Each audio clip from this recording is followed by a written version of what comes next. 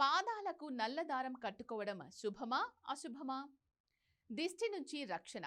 చాలా మంది దిష్టి ప్రభావం తగ్గుతుందని నమ్ముతూ నల్ల దారం కడతారు. గ్రహ దోషాల నివారణ. జాతకంలో శని లేదా రాహు ప్రభావం ఎక్కువగా ఉంటే నల్ల దారం కొంత ఉపశమనం ఇస్తుందని భావిస్తారు.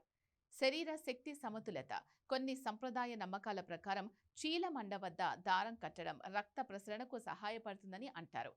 నల్ల దారం కట్టే విధానం.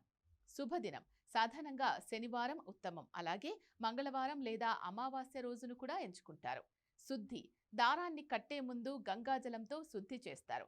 మంత్ర జపం. కట్టేటప్పుడు ఓం శం శనిశ్చరాయ నమః లేదా ఓం నమఃశివాయ మంత్రాన్ని జపించడం కొంతమంది పాటించే సంప్రదాయం.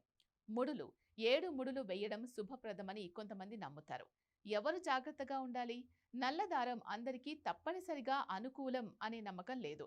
జాతకంలో చంద్రుడు, శుక్రుడు, గురువు బలంగా ఉన్నవారు దీన్ని అవసరం లేకుండా ధరించడం మంచిది కాదని కొందరు జ్యోతిష్యులు సూచిస్తారు. మేషం, వృశ్చిక రాశుల వారు నిపుణుల సలహా మేరకు తీసుకోవడం మంచిది.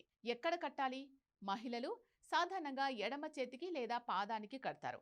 పురుషులు కుడి చేతికి కట్టడం శుభంగా భావిస్తారు. నడుము వద్ద. కొన్ని సందర్భాల్లో శని ప్రభావం కోసం నడుము చుట్టూ కూడా కడతారు.